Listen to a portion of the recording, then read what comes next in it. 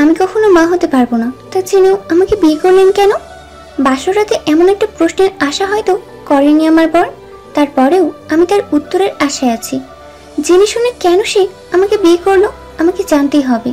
সে আমার দিকে না তাকিয়ে শেরওয়ানি খুলতে খুলতে উত্তর দিল, কারণ আমি বাবা হতে চাই না। আমি চাই না নতুন করে কোনো বন্ধনে জড়াতে। মায়ের কথা রাখতে বিয়েটা আমি করেছি। মায়ের এই বাড়ি বউ প্রয়োজন, আর তোমার একটা স্বামীর ঠিকানা। সো যে যার প্রয়োজন মেটাও, নিজের মতো থাকো। অনেক রাত হয়েছে, শুয়ে পড়ো। আর আপনি? তোমাকে একটা কথা বলছি, ভালো করে মাথায় বসিয়ে নাও। তুমি শুধু এই বাড়ির বউ, আমার স্ত্রী হওয়ার চেষ্টা করো না। আমার কোনো বিষয় নিয়ে মাথা নাগামালেও চলবে। শুয়ে পড়ো। মানুষটা একটি বার আমার দিকে তাকালো না। শেরওয়ানিটা খুলে সোফার উপর ছুঁড়ে ফেলে একটা টি শার্ট হাতে নিয়ে বেরিয়ে গেল রুম থেকে। তার যাওয়ার পথে চেয়ে আছি। তার এমন আচরণের কারণ না জানলেও এটা জেনে গেছি তার এই যাওয়ার পথ ধরেই আমার জীবনে নতুন কোনো ঝড় আসতে চলছে। সমবয়সী বান্ধবী বোনদের কাছে তাদের বাসর রাতের অনেক গল্প শুনেছি। কখনো ভাবিনি নিজের বাসর গল্পটা এমন হবে যে কাউকে শোনানো যাবে না। বেঁচে থাকাটা যে এত কঠিন তা মা বেঁচে থাকতে বুঝিনি।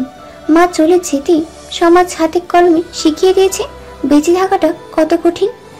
এইচএসসি পরীক্ষার পরপর মা এক ভোরে জেগে না উঠায় মাকে ডাকতে গিয়ে গায়ে হাত দিতেই আমার সারা শরীর শীতল হয়ে গেল। মা নেই, কথাটা বিশ্বাস করতে পারছিলাম না। আর বাবা, সে তো বরাবরই সংসারের প্রতি উদাসীন। পাশের মানুষটা ঘুমের ঘরে মৃত্যুর কোলে ঢলে পড়লো, অথচ লোকটা বুঝতেও পারল না। সংসারের হাল ধরার অজুহাতে আমার সব আত্মীয় স্বজন মিলে বাবার বিয়ে দিলেন, তাও মায়ের মৃত্যুর 40 দিন না হতে। যদিও আমি তখন যথেষ্ট বড় সব বোঝার জন্য, তাও মাকে ছাড়া যেন চারদিক অন্ধকার হয়ে যেত। আর সকলের মতো আমার বাবার বিয়ে করা বউ বাবার স্ত্রী হয়েছে ঠিকই, কিন্তু আমার মা হতে তার কোনো ইচ্ছা নেই। উনি আসার মাসখানেকের মধ্যেই আমার বিয়ে নিয়ে খুব তোড়জোড় করতে লাগলো। কয়েকটা ঘটককেও বলে রেখেছে পাত্র দেখতে। একদিন সকালে এসে বলল আমার মায়ের কোনো জিনিস যদি আমার প্রয়োজন হয় তবে তা রাখতে, আর বাকি সব উনি দান করে দিবেন। মৃত মানুষের কিছু রেখে উনি সংসারে অকল্যাণ আনতে চান না। মায়ের আলমারি খুলে যদিও তেমন কিছু পায়নি, হয়তো মায়ের শাড়ি গয়না দান করার মতো সৎ সাহস ওনার হয়ে ওঠেনি। মায়ের প্রতিটি জিনিসে এখনো যেন মায়ের গন্ধ লেগে আছে। কি রাখবো কি রাখবো না ভেবে পাচ্ছিলাম না। সেই সকল জিনিসে মায়ের হাতের ছোঁয়া বেশি লেগে আছে, তেমন কিছু জিনিস নিজের কাছে রাখলাম। ইতিমধ্যে কয়েক দফা পাত্রপক্ষ এসে দেখে গেছে আমাকে। মোটামুটি বিয়ে প্রায় ঠিকই করে ফেলেছে আমার বাবার স্ত্রী। বাবাকে বলেও কোনো লাভ হবে না, তাই যা হচ্ছে তা ভাগ্য মনে করে চুপচাপ মেনে নিচ্ছি। এই বাড়িতে আমার স্থান হবে না সেটা বুঝতে পেরেছি। আর কিছু হোক বা না হোক, অন্তত সাথে করে মায়ের কিছু স্মৃতি নিয়ে যেতে চাই। মায়ের জিনিস গোছাতে গিয়ে হঠাৎ একটা ফাইল চোখে পড়লো। খুলে দেখলাম আমার নাম লেখা, আর ডাক্তারের নামটাও পরিচিত। তখনই মনে পড়লো মা নিয়ে গেছিল আমাকে ওনার কাছে পেটে ব্যথার জন্য, কিন্তু এসব রিপোর্টের কথা তো মা বলেনি। আর সেদিনের পর থেকে মা কেমন যেন হয়ে গেছিল, কি যেন ভাবতো আর লুকিয়ে কাঁদতো। মনে একটা কৌতূহল নাড়া দিল। ফোন করে ডাক্তারের কাছে গেলাম রিপোর্টগুলো নিয়ে। আমার সিরিয়াল আসলে ভিতরে ডাকলো। ডাক্তারের সামনে বসে আছি।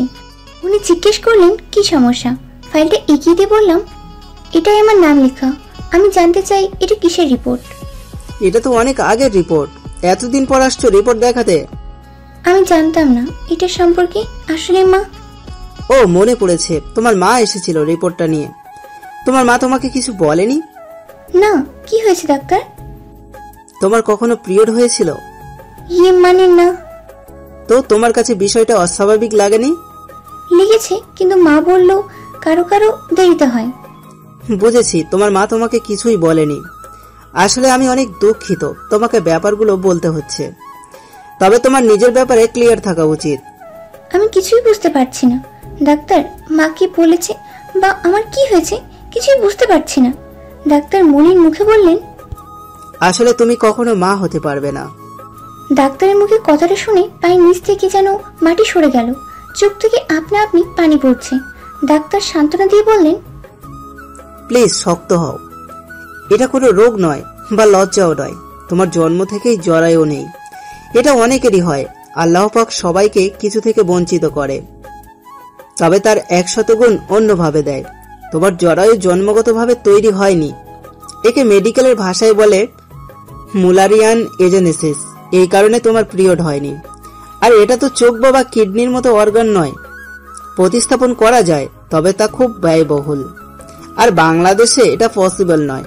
দেখো, এখানে তো তোমার দোষ নেই, তাই না? আসলে শিশু মেয়ের ভ্রূণ অবস্থায় মুরারিয়ান ডগ থেকে জরায়ু, ফেলোপিয়ান টিউব এবং যোনি তৈরি হয়। কোনো কারণেই তা তৈরি হয় না বা ডেভেলপ হয় না, তাই জরায়ুর কার্যক্ষমতা হারায়। একে primary amenorrhoea due to mullerian agenesis বলে। আজকাল বাচ্চা অ্যাডাপ নেওয়া যায়, টেস্টি টিউব বেবি নেয়, কত উপায় আছে। সেখানে এত হতাশ হওয়ার কিছুই নেই। বিয়ে মানেই তো বাচ্চা জন্ম দেয়া না, তাই না?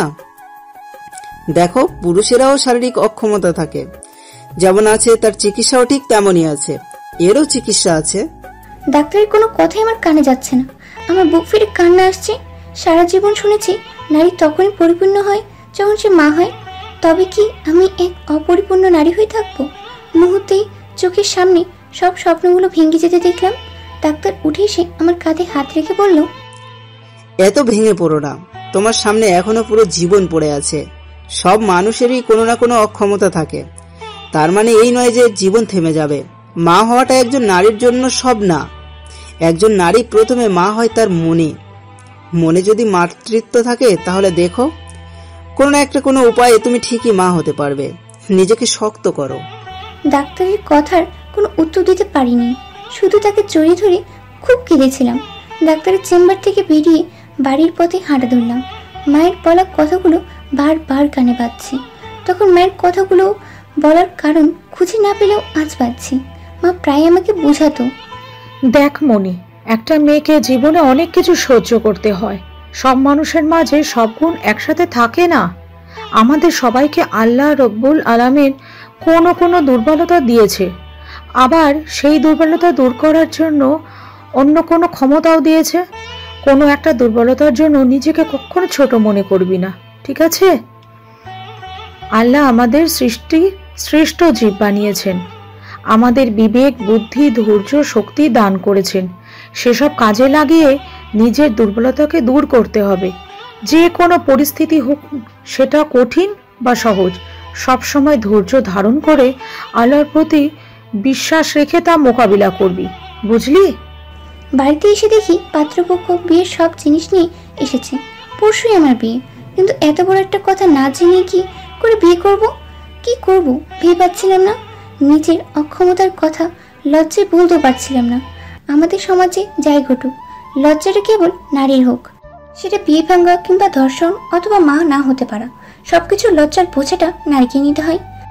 যত যাই হোক, কাউকে অন্ধকারে রেখে নিজের জীবনের নতুন অধ্যায় শুরু করা আমাদের অসম্ভব।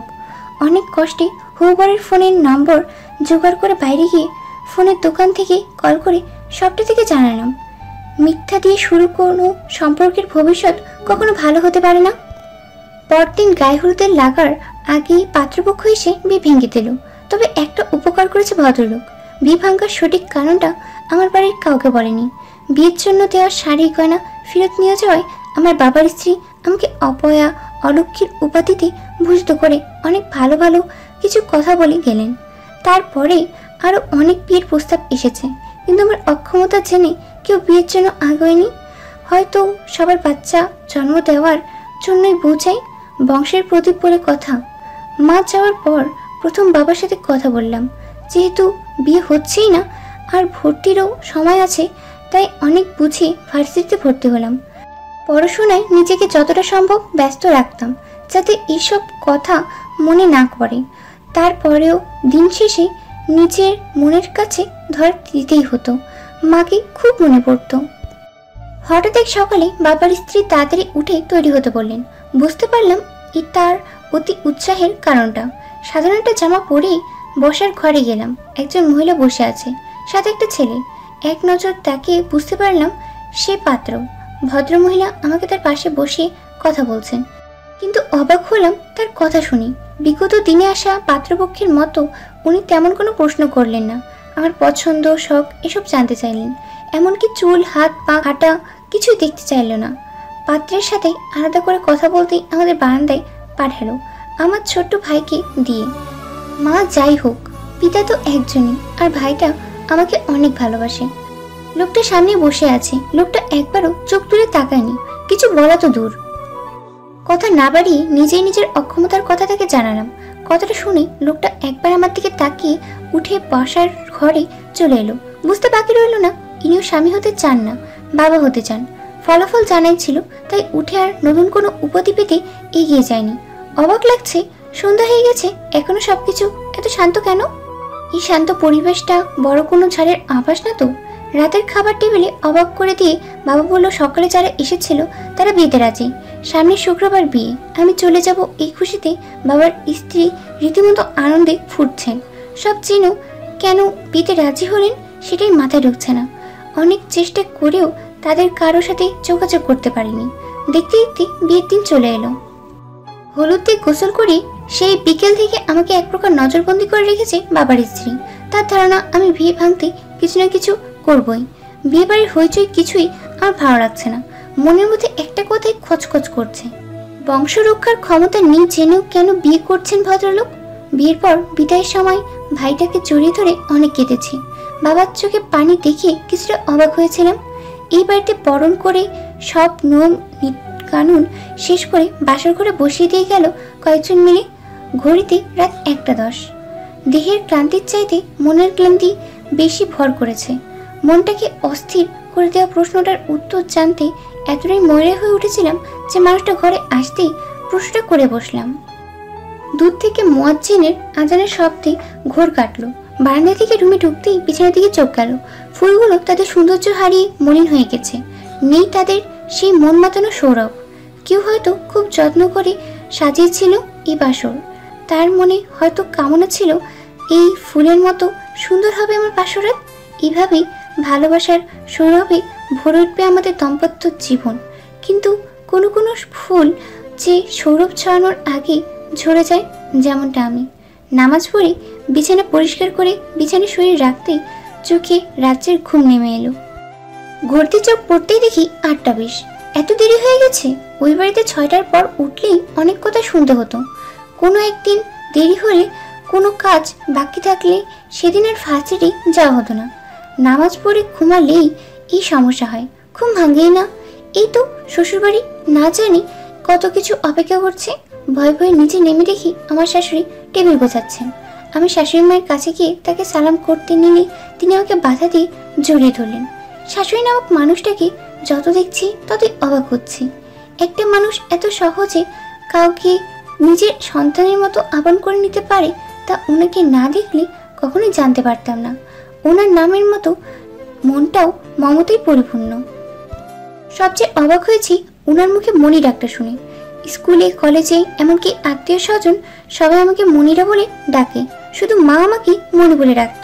শাশুড়ি মায়ের মুখে ডাকটা শুনে মায়ের কথা মনে পড়তেই চোখ দুটো ঝাপসা হয়ে গেল। শাশুড়ি মা আমাকে বকিয়ে জড়িয়ে মায়ের মতো সামনে নিলেন। মা যাওয়ার পর আজ প্রথম কেউ আমার চোখের পানি মুছে দিল। এ বাড়িতে আমি সহ 5 জন মানুষ। আমার শ্বশুর মারা গেছে, আমার দেবর সাগর ক্লাস 7-এ পড়ে, আর ননদ সীমানা ক্লাস 3-তে। শ্বশুর রেখে যাওয়া কাপড়ের দোকান সামলান আমার পর। সাগর সীমানা স্কুলে চলে গেল। সারা বাড়ি জুড়ে কেবল আমি আর মা। শাশুড়িমা কড়া করে বলে দিয়েছেন তাকে মা ডাকতে হবে। আমিও মা হারিয়ে দ্বিতীয়বার মায়ের আদর পাওয়ার সুযোগ ছাড়তে চাই না। যদিও মা তেমন কোনো কাজ করতে দেয়নি, তাও যতটুকু সম্ভব ওনাকে সাহায্য করেছি। মায়ের সাথে থাকতে কেমন সময় কখন পার হয়ে যায় বুঝতেই পারি না। দুপুরে নীল এসে সোজা ওয়াশরুমে ঢুকে যায়। মানুষটা কেমন যেন অদ্ভুত। সে তার নিজের দুনিয়া নিয়েই ব্যস্ত। যে কারণেই হোক, যেভাবেই হোক, আমাদের বিয়েটা তো হয়েছে। আমি তার স্ত্রী। মানুষটা একটা বার ঠিক মতো কথাও বলেনি। স্বামী সংসার নিয়ে কল্পনায় আঁকা ছবিটার কোনো দিক দিয়েই মিল পাচ্ছি না। তার এমন আচরণের কারণ কি শুধু আমার অক্ষমতা, নাকি অন্য কিছু?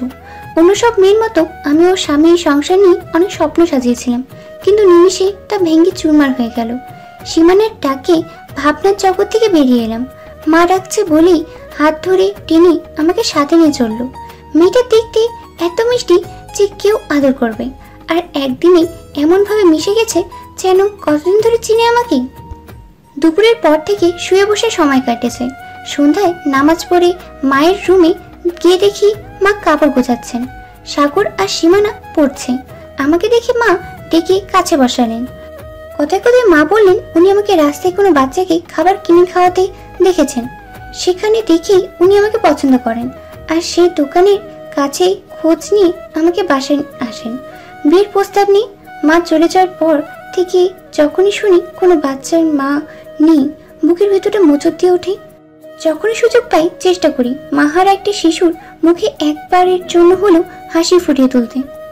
জানিস মনি, তোকে প্রথম দেখেই আমার অনেক পছন্দ হয়েছিল। যার মনে এত মায়া তার মনটা নিশ্চয়ই অনেক সুন্দর।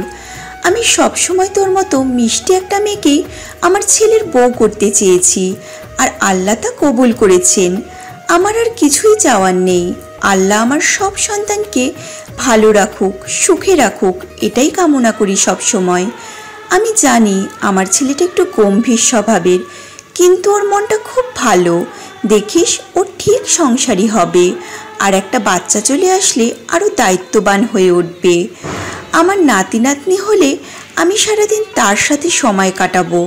তখন কিন্তু তোকেই সংসারের সব সামলাতে হবে। যতদিন নাতি নাতনি না আসছে ততদিন তোর কোনো কাজ করতে হবে না। মায়ের মুখে বাচ্চার কথা শুনে সারা শরীর কেঁপে উঠল। নাতি নাতনি নিয়ে মায়ের আশা আমি কোনদিন পূরণ করতে পারবো না। মানুষটার চোখে মুখে খুশির ছাপ স্পষ্ট ভেসে উঠেছে। যখন মা জানবে আমি তাকে এই খুশি কখনোই দিতে পারবো না, তখন নিশ্চয় অনেক কষ্ট পাবে। মায়ের কথার কোনো উত্তর না দিয়ে চুপচাপ বেরিয়ে এলাম রুম থেকে। স্কুলে যখন বান্ধবীরা প্রতি মাসের কয়েকটা দিন খুব অস্বস্তিতে কাটাতো, তখন নিজেকে ওদের থেকে আলাদা মনে হতো। কলেজের বান্ধবীরা কোনো পিরিয়ড ভালো, কোনো পিরিয়ড বেশি শোষণ করে, এসব টপিক নিয়ে কথা বলতো, তখন নীরবে তাদের মাঝ থেকে সরে আসতাম। মাসের কয়েকটা দিন মাকে নামাজ পড়তে দেখতাম না, কিন্তু আমাকে মা ঠিক পড়াতো। মা কেন নামাজ পড়ছে না জিজ্ঞেস করলে বলতো আল্লাহ নারীকে বিশেষ মর্যাদা দিয়েছেন, তার কিছু সময় নামাজ মাফ করে দেন। তখন খুব রাগ হতো, আমার নামাজ কেন মাফ করে না? তাহলে কি আমাকে আল্লাহ পছন্দ করেন না? যতবার প্রশ্ন করতাম মা ততবার অন্য কোনো কথা বলে আমার মনোযোগ অন্যদিকে ঘুরিয়ে নিতেন। এখনও মনে আছে, পাশের বাড়ির কারো ছোট বাচ্চা হলে বারবার সেই বাচ্চাকে কোলে নিতে তাদের বাড়ি যেতাম। মাকে বলতাম আমাদের বাসায় কেন বাবু আনো না? বাচ্চাদের প্রতি আমার কেমন যেন একটা অন্যরকম টান অনুভব হয়। কিছু পড়ার শব্দে তাকে দেখি নীল নিচে থেকে কিছু তুলে পকেটে রাখলো। বারান্দা থেকে রুমে আসতে আসতে নীল বেরিয়ে গেল রুম থেকে। আজ প্রায় 7 দিন হয়েছে। এই 7 দিনে একবারও বাবার একটা খোঁজ নেয়নি। হয়তো আপদ বিদায় হয়েছে ভেবে ভালো আছে। সারাদিন মায়ের সাথে থেকে সময় কাটে যায়। সাগর সীমানা সারাক্ষণ ভাবাভাবি করে আমার আগে পিছে ঘুরে। ছেলে মেয়ে দুটোই খুবই শান্ত আর পড়াশোনার খুব ভালো। এই 7 দিনে নীলের সাথে 7 সেকেন্ডের কথা হয়নি। নিজের কাজে রুমে আসে, কাজ শেষে বেরিয়ে যায়। রাতে রুমে থাকে না, হয়তো বাড়িতেই থাকে না, তবে এই ব্যাপারে মাকে কিছুই বলিনি আমি। রাত 12:45, নীল এখনও ফিরেনি। ফোনও বন্ধ। মা দোকানে গিয়েছিল সাগরকে নিয়ে খোঁজ নিতে, কিন্তু দোকানও বন্ধ। মা জেগে আছে, বারবার গেটের দিকে তাকাচ্ছে। মা অনেকবার বলেছে আমাকে শুয়ে পড়তে, কিন্তু মাকে এইভাবে চিন্তায় রেখে রুমে গিয়ে শান্তি পাবো না। মায়ের সাথেই বসে আছে। সাগর সীমানা মায়ের পাশে বসে থেকে ঘুমিয়ে পড়েছে। ভোরবেলা গেটের শব্দে মা দৌড়ে গিয়ে গেট খুললো। দোকানের ছেলে এসেছে। মায়ের হাতে কিছু দিয়ে কি যেন বলে ছেড়ে চলে গেল। ভিতরে এসে কাগজটা খুলে পড়তেই মায়ের হাত থেকে কাগজটা পড়ে গেল। মা সেখানেই বসে পড়লেন। দৌড়ে গিয়ে মায়ের পাশে বসতেই মা আমাকে জড়িয়ে ধরে কাঁদতে লাগলো। কি হয়েছে জানতে কাগজটা কুড়িয়ে নিয়ে পড়তে লাগলাম। নীলের চিঠি। সে সব ছেড়ে প্রবাসে পাড়ি জমিয়েছে। সে এই সংসারের দায়িত্বের চাপ, নিজের স্বপ্ন বিসর্জন দিতে চায় না। মানুষটা এত সহজে সব বন্ধন মুক্ত করে চলে গেছে ভাবতেই মাথাটা ঝিমঝিম করছে। শুধু তাই নয়, সে আমার অক্ষমতার দোহাই দিয়ে আমার প্রতি তার সকল দায়িত্ব থেকে অতিবাহিত নিয়েছে। আমার হাতে মেয়েদের রং উঠার আগেই আমার জীবন থেকে স্বামী নামের ছায়াটা উঠে গেল। অনেক কষ্টে মাকে বুঝিয়ে ঘুমের ওষুধ খাইয়ে ঘুম পাড়িয়ে এসেছি। রুমে আসতেই আলমারি থেকে চোখ পড়ল। আলমারি খোলা। এই 8 দিনে এই প্রথম এটা খোলা পেলাম। আলমারি খুলে দেখি আলমারি পুরো ফাঁকা। তার মানে নীলের প্রয়োজনীয় সব সে নিয়ে গেছে। আর এমন কিছু ছিল এতে যা সে চায়নি কেউ দেখুক, তাই সবসময় তালা বন্ধ করে রেখেছে। এমনকি চাবিটাও তার কাছে রেখেছে। সামনের একটা ড্রয়ার খুলতেই একটা খাম চোখে পড়ল, ওপরে আমার নাম লেখা। খামটা হাতে নিয়ে খুলে দেখি তালাকের কাগজ, নিচে নীলের স্বাক্ষর। তার মানে সে আমাকে পুরোপুরি মুক্ত করে দিয়ে গেছে। তার মনে যদি এটাই ছিল তবে সে আমাকে বিয়ে করলো কেন? এই প্রশ্নের উত্তর সে ছাড়া আর কেউ দিতে পারবে না। নীলের চলে যাওয়ার খবর শুনে বাবা এসেছিল এই বাড়িতে, সাথে বাবার স্ত্রীও। সবসময়ের মতো নীলের চলে যাওয়ার ক্রেডিটটাও আমাকে দেওয়া হলো। অলক্ষী অপরাধ আগেই ছিলাম, বাবার স্ত্রীর চোখে এবার চরিত্রহীন হয়ে গেলাম। তার ধারণা আমার চরিত্রে কোনো দোষ আছে, তাই আমার স্বামী আমাকে ছেড়ে চলে গেছে। তাতে কষ্ট পেতাম না, কিন্তু কষ্টটা হয়েছে যখন বাবার সামনে বাবার স্ত্রী আমার গায়ে হাত তুলল, অথচ বাবা কোনো প্রতিবাদ করলো না। তার শেষ বক্তব্য এটাই, সে আমাকে তার বাড়িতে জায়গা দেবে না। মা সব কিছু চুপচাপ শুনলেও যখন আমার গায়ে হাত তুলল তখন তিনি প্রতিবাদ করলেন। তিনি বাবাকে বললেন আমাকে নিয়ে তিনি যেন মাথা না ঘামায়, আমাকে মা তার কাছে রাখবে, ওনারা নিতে চাইলেও দিবে না। আমার বাবার স্ত্রী মাকে কিছু নীতি বাক্য শুনে রাগে গজগজ করতে করতে বেরিয়ে গেল, কিন্তু তার রাগের পিছনের খুশি মুখটা আর কেউ না দেখলেও আমি ঠিক দেখেছি। নীল যাওয়ার পর থেকে মা কেমন যেন হয়ে গেছে। মায়ের মধ্যে সেই আগের হাসি খুশি প্রাণবন্ত মানুষটা যেন কোথায় হারিয়ে গেছে। এখন আর চোখের জল ফেলেন না, সারাদিন নিজেকে এটা ওটায় ব্যস্ত রাখেন। জানি না কেন মানুষটার জন্য আমার কোনো অনুভূতি কাজ করে না। সে চলে যাওয়ায় মনে কোনো ব্যথা স্থান করেনি, না অনুভব হচ্ছে কোনো শূন্যতা। শুনেছি একসাথে থাকলে দুটো অপরিচিত বিপরীত স্বভাবের মানুষও নাকি একে অন্যকে ভালোবাসে, একে অন্যের প্রতি দুর্বল হয়ে পড়ে, কিন্তু তার প্রতি আমার কোনো দুর্বলতা কাজ করে না। তার কথা ভাবতেই মনে এক অজানা রাগ ঘৃণা কাজ করে। আর 8 দিনের সংসারে কি বা অনুভূতির সৃষ্টি হবে? তবে মায়ের কথা ভেবে খুব কষ্ট হয়, আর মায়ের কষ্টের জন্য নিজেকে খুব অপরাধী মনে হয়।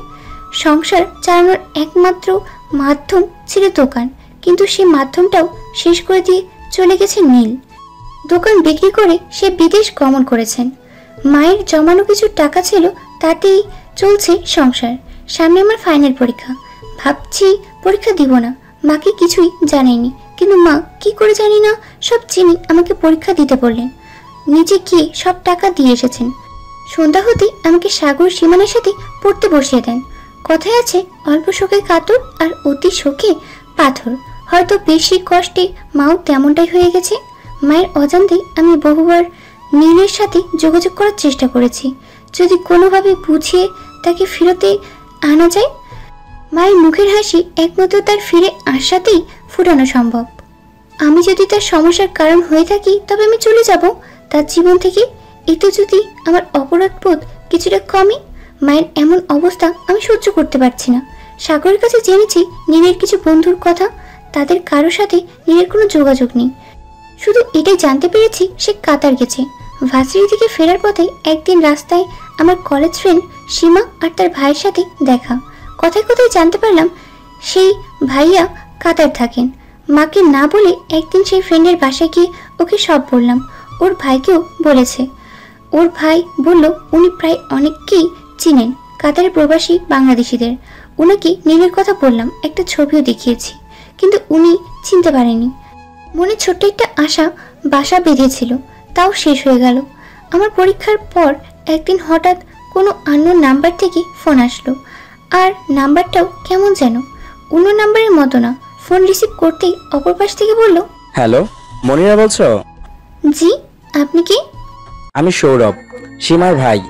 সীমার কাছ থেকে তোমার ফোন নাম্বার নিয়েছি। ও, আসসালামু আলাইকুম, কেমন আছেন? ওয়ালাইকুম আসসালাম, ভালো আছি। শোনো, যা বলতে ফোন করেছি, তুমি বলেছিলে না তোমার স্বামী নীলের কথা? আমি যেখানে কাজ করি সেখানে নীল নামের একজন নতুন জয়েন করেছে, তবে আমি শিওর না এই নীল সে কিনা। আজকে তাকে আমি দেখেছি। তুমি যে ছবি দিয়েছিলে তার সাথে এই নীলের কিছুটা মিল আছে, কিন্তু আমি শিওর না হয়ে কিছু বলতে পারছি না।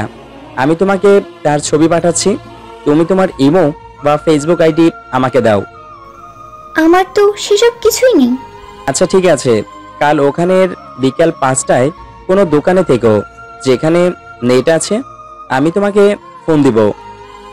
সৌরভ ভাইয়ের কথা মতো পরদিন বিকেলে গলির মোড়ের এমন একটা দোকানে গেলাম। কিছুক্ষণ পর উনি ফোন করে বললেন দোকানের ছেলেকে ফোন দিতে। দোকানের ছেলেটা সাথে কথা বলে উনি ফোনে রেখে দিলেন। একটু পর দোকানের ছেলেটা আমাকে তার ফোনে কিছু দেখতে বলল। ফোনের স্ক্রিনে তাকিয়ে চমকে উঠলাম। নীলের ছবি, তার মানে এই নীল সেই। তবে তার মধ্যে বেশ পরিবর্তন এসেছে।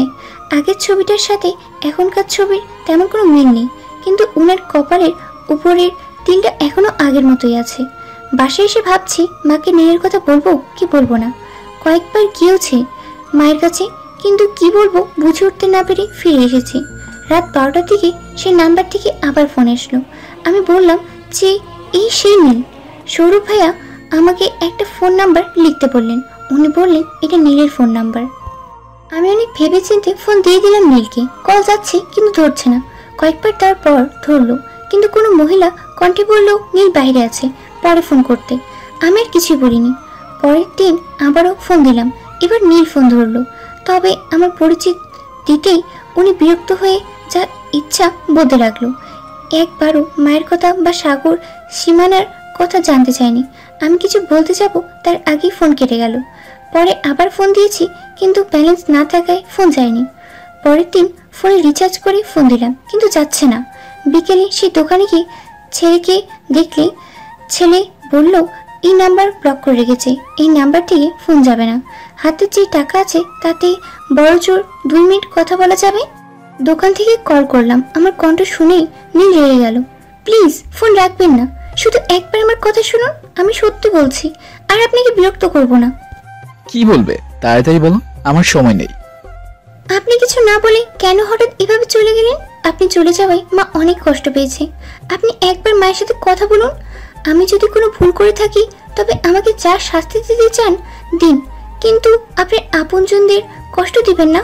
আপনি ফিরে আসুন। দেখো, তোমার এসব ফালতু কথা শোনার আমার সময় নেই, আর কখনো আমাকে ফোন করবে না। তুমি নিজে চিন্তা করো। মাকে বলে দিও তার কথাই তোমাকে বিয়ে করে আমি আমার ঋণটা পরিশোধ করেছি। আমার কাছে আর কোনো কিছুর দাবি বা আশা করে যাতে না করে। আমাকে আর একটা কথাও বলার সুযোগ না দিয়ে উনি ফোন রেখে দিলেন। সেটা রাস্তা আসতে আসতে শুধু একটাই কথা মনে ঘুরছিল, এই কেমন সন্তান। মায়ের ঋণ কি কখনো শোধ করা যায়? মায়ের একদিনের কষ্ট সন্তান সারা জীবন চেষ্টা করলেও কি শোধ করতে পারবে? এত সহজে উনি বলে দিলেন উনার কাছে কোনো দাবি কোনো আশা না রাখতে। মায়ের ভালোবাসার কোনো দাম নেই উনার কাছে। কেন করছে এসব? শুধু একটা উন্নত জীবনের জন্য, কিছু টাকার জন্য? এভাবে কি কেউ সব কিছু ত্যাগ করতে পারে? লজ্জা ভয় সব ত্যাগ করে কয়েকদিন পর আবারও তাকে ফোন করেছি, কিন্তু ফোনটা নাম্বারটা বন্ধ। হয়তো বদলে ফেলেছে। আমাদের জীবনে যাই করে যাক, সময় কখনো থেমে থাকবে না। নীল চলে গেছে আজ 2 বছর কেটে গেছে। 2 বছরে অনেক কিছু বদলে গেছে।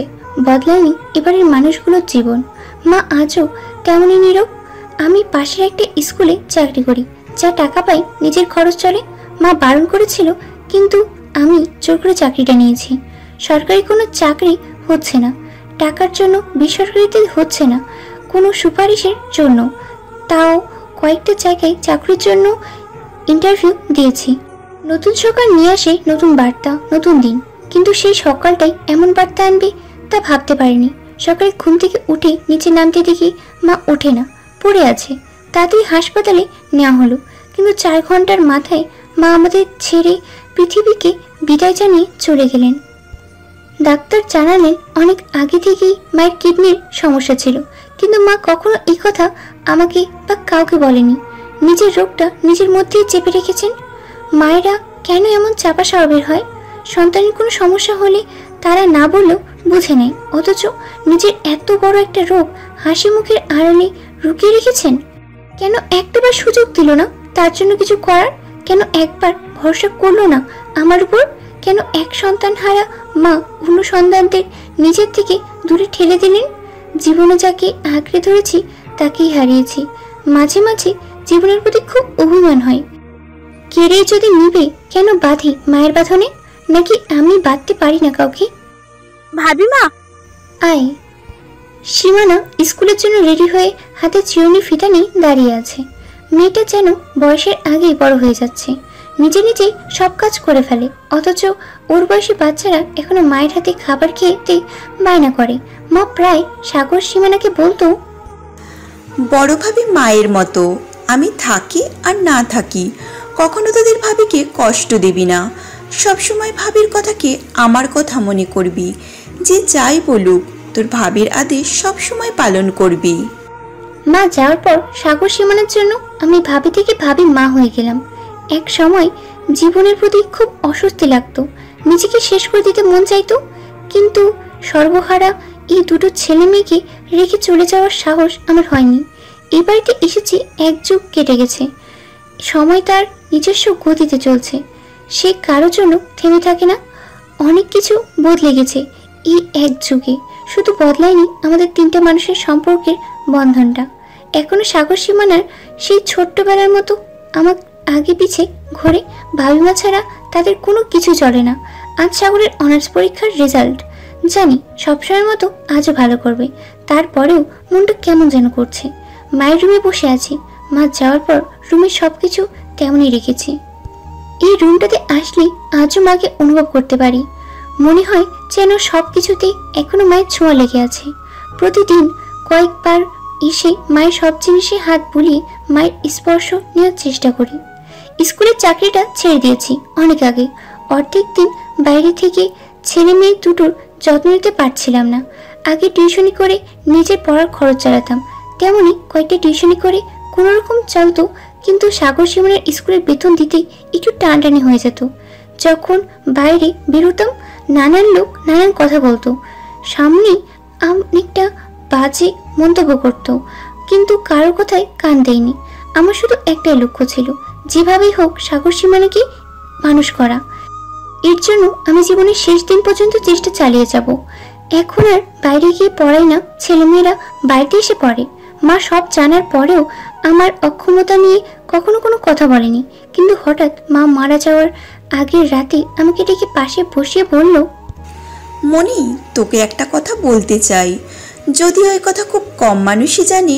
নীল আমার সন্তান, কিন্তু ওকে আমি জন্ম দেইনি। নীলের মা নীলের 12 বছর বয়সে হঠাৎ কোথাও চলে যায়, তখন নীলের বাবা মানে তোর শ্বশুর আমাকে বিয়ে করে। জানিস, প্রথম যখন নীলকে দেখেছিলাম আমার মনটা কেমন যেন করে উঠেছিল। এমন সুন্দর একটা বাচ্চা মা হারা ভাবতেই বুকটা মোচড় দিয়ে ওঠে। বিয়ে হয়ে এই বাড়িতে আসার পর থেকে নীলকে নিজের সন্তানের মতোই লালন করেছি। আমি সন্তান জন্ম দেওয়ার আগেই মা হয়ে উঠেছিলাম। নীলও সবসময় আমাকে মায়ের মতোই জেনেছে। নীল কেন এমন করলো তার কৈফিয়ত আমি কখনোই ওর কাছে চাইব না, কিন্তু ওকে যদি কখনো সামনে পাই শুধু একটাই প্রশ্ন করব, কি কমতি ছিল আমার মমতায়? ও শুধু একটাবার বলতো ও এই সংসারের বোঝা সামলাতে পারবে না, ও নিজের মতন জীবন কাটাতে চায়।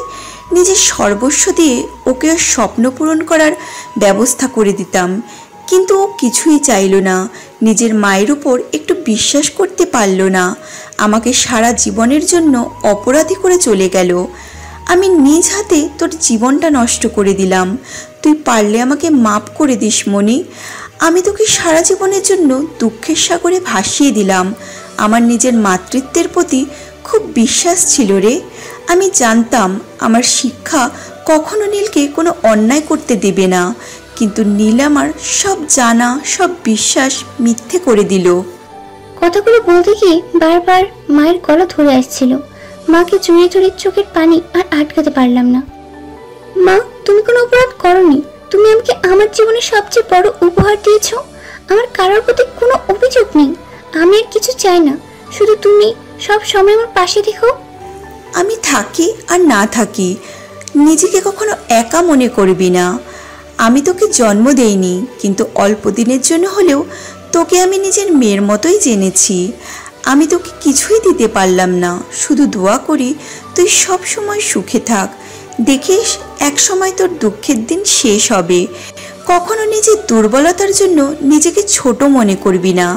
তোকে এই দুর্বলতা আল্লাহ দিয়েছে, তিনি তোর দুঃখ দূর করবে, শুধু ধৈর্য হারা হোস না। সেই রাতে মায়ের বলা কথাগুলোর কারণ বুঝতে পেরেছি পরদিন সকালে। ভাবিমা, তুমি এখানে? আর আমি তোমাকে সব জায়গায় খুঁজছি। আয় বস। এত বড় হয়েছিস, এখনো নিজের চুলটা বাঁধতে পারিস না। যখন আমি থাকবো না তখন কি করবি? ভাবিমা, তুমি যদি এমন কথা আর একদিনও বলো তাহলে কিন্তু আমি মরে যাব। ভাবিমা, মাকে হারিয়ে নতুন মা পেয়েছি, এই মাকে হারাতে চাই না। আরে কাঁদছিস কেন? আমি কি তোকে ছেড়ে যাওয়ার কথা বলেছি? আমি তো বলেছি তোর যাওয়ার কথা। বিয়ে হলে শ্বশুর বাড়ি কি আমাকে নিয়ে যাবি তোর চুল বাঁধতে? আমি তোমাদের ছেড়ে কোথাও যাব না, প্রয়োজনে বিয়েই করব না। সীমানের সাথে কথা শেষ হওয়ার আগেই সাগর দৌড়ে এসে হাতের মিষ্টির প্যাকেট থেকে মিষ্টি নিয়ে আমার মুখে পুরে দিল। বুঝতে বাকিনি সাগর পাস করেছে, তবে তার চেয়ে খুশির খবর সাগরের চাকরি পেয়েছে। এর ভালো রেজাল্ট দেখে কোনো কোম্পানি নিজে থেকে ওকে চাকরির অফার দিয়েছে, সাথে সামনে পড়াশোনা আরও সুযোগ দিবে। সাগর আমার হাত ধরে বলল, ভাবিমা, তুমি আমাদের জন্য অনেক কষ্ট সহ্য করেছো, এবার তোমার দায়িত্বটা আমাকে নিতে দাও। আমি তোমাকে আর কোনো কষ্ট করে দিব না। কি ব্যাপার, সব মিষ্টি কি ভাবিমার জন্যই? আমারও তো তোমার মিষ্টি খাওয়ানোর অপেক্ষায় আছি। সৌরভ ভাইয়া আসুন। আমি তো আগেই জানতাম তুমি ভালো করবে, শুধু শুধু তোমার ভাবিমা চিন্তা করছিল। সৌরভ ভাইয়া, ভাবিমাও জানতো ভাইয়া ভালো করবে, তারপরেও চিন্তা করে সব সময়ের মতো। কথায় আছে বিপদে প্রকৃত বন্ধুর পরিচয় দেয়। প্রকৃত বন্ধু হয়ে আমার কঠিন বিপদে পাশে থেকেছে সীমা, অথচ কলেজে তেমন বন্ধু তো ছিল না আমাদের। তারপরেও মেয়েটা সবসময় আমার বিপদে পাশে থেকেছে, আমাকে সাহস দিয়েছে। সেখানে আমার ফ্রেন্ডেরা যাদের ছাড়া চলতোই না, তারা রাস্তায় আমাকে দেখলেও অদেখা করে চলে গেছে। হয়তো স্বামী ত্যাগ করেছে, এখন বান্ধবীর পরিচয় দিতে তারা লজ্জা পেত। সীমা প্রায় এ বাড়িতে আসতো, মাঝে মাঝে ওর ভাই সৌরভও। সব ভালোই চলছিল, কিন্তু হঠাৎ একদিন সৌরভ এসে আমাকে সোজা বিয়ে করার প্রস্তাব দিয়ে বসলো। সীমাও ভাইয়ের সাথে তাল মিলে আমাকে রাজি করাতে লেগে গেল, কিন্তু আমার কাছে বিষয়টা ভালো লাগেনি। সৌরভের সাথে বাইরে দেখা করি, সৌরভ আর আমি সামনাসামনি বসে আছি। কি বলবো, কোথা থেকে বলবো বুঝতে উঠতে পারছিলাম না, কিন্তু চুপ থাকলেও চলবে না। আপনি আমাকে কেন বিয়ে করতে চান? দেখো, ঘুরিয়ে পেঁচিয়ে কথা বলতে আমি অভ্যস্ত নই, তাই সহজ ভাষায় বলছি, আমি তোমাকে ভালোবাসি। আপনি সব জেনেও এসব বলছেন? সব জানি দেখেই বলছি। তোমাকে এতদিন যতটুকু জেনেছি, আমার মনে তোমার প্রতি একটা দুর্বলতা সৃষ্টি হয়েছে, আর এটা ভালো লাগা নয় তা আমি বুঝতে পেরেছি। একটা দুর্বলতা আমারও আছে যা আপনি জানেন না। আমি কখনো মা হতে পারবো না, মা হওয়ার ক্ষমতা আমার নেই। একটা নারীকে ভালোবাসার জন্য শুধু কি তার মা হওয়ার ক্ষমতাটাই যথেষ্ট? কিন্তু বংশ রক্ষার জন্য শুধু একজন সন্তান দানকারী নারী যথেষ্ট। সেসব আমি জানি না, শুধু জানি আমি তোমাকে ভালোবাসি। তোমার ভালো মন্দ, সুখ দুঃখ সবকিছুতেই তোমার পাশে থাকতে চাই। রাখবে আমায় তোমার পাশে? আমার পক্ষে বিয়ে করে সংসার করা সম্ভব না, আমার এখনো অনেক দায়িত্ব বাকি। তোমার সব দায়িত্ব আমি নিতে চাই। সাগর সীমানাকে আমি তোমার থেকে দূরে করব না। ওদের প্রতি তোমার যা যা দায়িত্ব সব আমি পালন করব। তা হয় না, মানুষের কিছু কিছু সুখ দুঃখ বা দায়িত্ব আছে যার ভাগ সে কাউকে দিতে চায় না। সাগর সীমানার দায়িত্ব আমি কাউকে দিতে চাই না। যখন সবাই আমার থেকে মুখ ফিরিয়ে নিয়েছিল, তখন একটা মানুষ আমাকে তার মমতার ছায়ায় আশ্রয় দিয়েছে। তার নারী ছাড়া ধনদের কোনো অযত্ন আমি বেঁচে থাকতে হতে দিব না। আমি ওদের নিজের সন্তানের মতো ভালোবাসি, আর আমার সন্তানের দায়িত্ব নেওয়ার অধিকার আমি কাউকে দিব না। কিন্তু আমাকে অপেক্ষা করার অধিকার দাও। যতদিন তোমার সন্তানের প্রতি তোমার দায়িত্ব শেষ না হয়, ততদিন তোমার অপেক্ষায় অধিকারটুকু আমায় দাও। কি পাগলামি করছেন? কেন নিজের জীবনটা এভাবে নষ্ট করবেন আমার জন্য? আমার জন্য অপেক্ষা করবেন না। আমার দায়িত্ব একদিনের বা এক বছরের না। জানি, কিন্তু আমার জীবন শেষ হওয়ার আগে তো শেষ হতেও পারে। আমি জীবনের শেষ দিন পর্যন্ত তোমার অপেক্ষা করব। এবার বলো, দিবে সেই অধিকার? সেদিন সৌরভের বাড়ি দেওয়া হাতটা ধরার সাহস আমার হয়নি, তারপরেও এতগুলো বছর মানুষটা ছায়ের মতো আমার পাশে থেকেছে। যেদিন বিপদে কেননা কোনো উপায়ে সাহায্যের হাত বাড়িয়ে দিয়েছে। আজও তার চোখে সেই প্রথম দিনের মতো ভালোবাসা ফুটে উঠেছে। এত বছরে আমার প্রতি ভালোবাসা একটুও কমেনি, কিন্তু আমি তাকে ভালোবাসি কিনা জানি না। কখনো তাকে নিয়ে সেভাবে মনে কোনো কল্পনার বাসা বাঁধতেই দিইনি। মনে সবসময় একটাই কথা চলেছে, কি করে সাগর সীমানাকে মানুষ করব। তবে মানুষটার প্রতি আমার মনে একটি অনুভূতি খুব কাজ করে, সেটা হলো বিশ্বাস। জানি না কেন মানুষটাকে চোখ বন্ধ করে বিশ্বাস করা যায়, কিন্তু কথায় আছে যেখানে বেশি বিশ্বাস থাকে সেখানেই তা ভাঙ্গার ভয়টাও বেশি থাকে। সৌরভ আজও আমার উত্তরের অপেক্ষায় আছে। তার চোখ দুটো আমাকে রোজ প্রশ্ন করে কবে তার জীবনে আমি পরিপূর্ণভাবে প্রবেশ করব, কিন্তু সেদিনের মতো আজও আমি কোনো উত্তর দিতে পারি না। জানি না কখনো পারবো কিনা। সীমানা রুম থেকে বেরিয়ে গেল। সাগরের সাথে কথা বলে জানতে পারলাম ও লিজা নামের কাউকে ভালোবাসে, কিন্তু লিজার বাবা ওদের সম্পর্ক মানবে না ভেবে সাগর লিজার কাছ থেকে দূরে সরে গেছে। কিন্তু মেয়েটা সত্যি ওকে ভালোবাসে আর সাগরও ওকে ভালোবাসে, কিন্তু দুজনের জীবনে অশান্ত বা বাড়াতে চুপচাপ নিজের ভালোবাসা ত্যাগ করে সরে এসেছে। সীমানা সব জানতো, কিন্তু সাগর এসব আমাকে শোনাতে বারণ করে সীমানা কিছুই বলেনি। সাগরকে কিছু না বলে সীমানার কাছ থেকে লিজার বাবার ঠিকানা নিয়ে দেখা করতে গেলাম।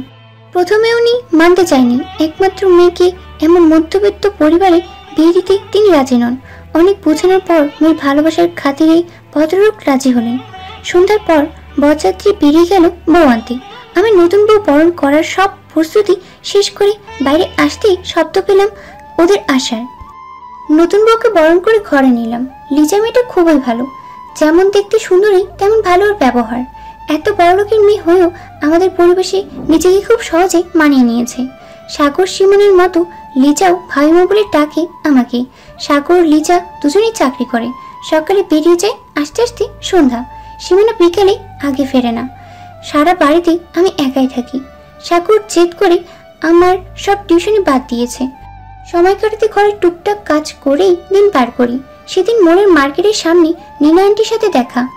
আন্টি প্রথমে দেখে আমাকে চিনতে পারলো। সাগর যখন মাধ্যমিক পরীক্ষা দিচ্ছিল তখন ওর দিকে নজর দিতে গিয়ে কয়েকটা টিউশনি বাদ দিয়েছিলাম।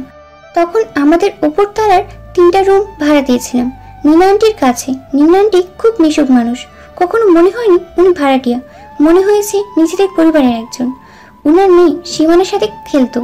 আঙ্কেলের বদলি হয় ওনারা চলে গিয়েছিল। আন্টিকে এতদিন পর দেখে খুব ভালো লাগলো। বলেছি বাসায় আসতে, কিন্তু সময় স্বল্পতার কারণে আসতে পারিনি। একমাত্র শুক্রবারটায় আমার বাড়িটা ভরা থাকে, সবাই বাসা থেকে। সারা সপ্তাহের ক্লান্তি ছেলে মেয়ের দিনটা একদিনে দূর করে। লিজা সকাল হতেই রান্না করে আমার সাথে নতুন রান্না শিখতে ব্যস্ত হয়ে পড়ে। আর সাগর সীমানা সে ছোটবেলার মতো এটা ওটা নিয়ে লেগে থাকে। আজ এত বেলা হয়ে গেছে কিন্তু লিজা নিচে নামলো না। সাগর বলল ঘুমাচ্ছে। এতদিনে একদিনও মেয়েটা এত বেলা ঘুমায়নি। শরীর খারাপ না তো? কফি নিয়ে রুমে গিয়ে লিজাকে ডাকলাম। বলল তেমন কিছু না, একটু ক্লান্ত লাগছে, হয়তো কাজের চাপ বেশি হয়ে গেছে। কিন্তু দুপুরের খাবার খেতে বসে খাবার রেখে দৌড়ে গিয়ে বমি করে একটু চিন্তা হতে লাগলো। বিকেলে ডাক্তার কাছে পাঠালাম সাগরকে দিয়ে। খুব চিন্তা হচ্ছে। এমন হাসি খুশি মেয়েটার মুখটা কেমন মলিন হয়ে গেছে। চিন্তায় হাত পা ঠান্ডা হয়ে আসছে। সন্ধ্যা থেকে সাগর লিজাকে নিয়ে বাসায় আসলো। ডাক্তার কি বলেছে জিজ্ঞেস করতেই দুজনের মুখ চাওয়াচাই করছে, কেউ কিছু বলছে না। ওদের চুপ থাকা আমার চিন্তাকে আরো বাড়িয়ে দিচ্ছে। সাগর কিছু না বলে হাতের ফাইলটা আমার দিকে এগিয়ে দিল। আমি খেয়াল করলাম আমার হাত কাঁপছে। এত কিছুর পর আর কোনো আপনজনের কোনো ক্ষতি সহ্য করার ধৈর্য আমার নেই। সীমানা ফাইলটা আমার হাত থেকে নিয়ে একটা চিৎকার করে আমার জড়িয়ে ধরলো। ভাবিমা, আমি ফুফু হতে চলেছি, লিজা আপু মা হতে চলেছে। দুঃখের অশ্রু অনেক ঝরেছে আমার দু চোখ দিয়ে, কিন্তু এই প্রথম আনন্দের অশ্রু ঝরলো। লিজা সাগর দুজনে লজ্জায় লাল হয়ে আছে। লিজার কাছে যেতেই লিজা কিছু না বলে আমাকে জড়িয়ে ধরলো। ক্লান্তি, বমি ভাব, মাথা ঘোরা প্রেগনেন্সির লক্ষণ, কিন্তু নিজের সাথে এমন কিছু না ঘটায় বুঝতে পারিনি এমন কিছু হতে পারে। এর মধ্যে কয়েকদিন নীনা আন্টি এসেছে। সাগর সীমানাকে দেখে উনি খুব খুশি হয়েছেন। আমাদের সবটা উনি জানেন। লিজা এখন তো কালীন ছুটিতে আছে, ও চাকরি ছাড়তে চায়নি, তাই আমি বা সাগর কেউই ওকে জোর করেনি। লিজা প্রায় সময় আমার হাত নিয়ে ওর পেটে ধরে রাখে। যখন বাচ্চার মুভমেন্ট অনুভব করি, মনের মাঝে লুকিয়ে থাকা মাতৃত্ব নতুন করে জেগে ওঠে। এখন শুধু প্রহর অপেক্ষায় গুনছি সুস্থভাবে সাগর লিজার বাচ্চার আগমনের। একদিন হঠাৎ নীনা আন্টি এসে তার ছেলের জন্য সীমানাকে পছন্দ করে বিয়ের প্রস্তাব দিল। সাগর, সৌরভ ভাইও ছিল সেখানে।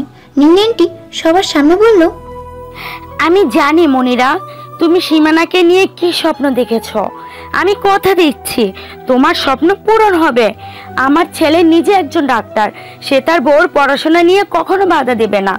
সীমানাকে আমি ছোট থেকে নিজের চোখের সামনে বড় হতে দেখেছি, আর তোমাকে যতটুকু চিনেছি, তোমার দেওয়া শিক্ষা কখনো ভুল হতে পারে না।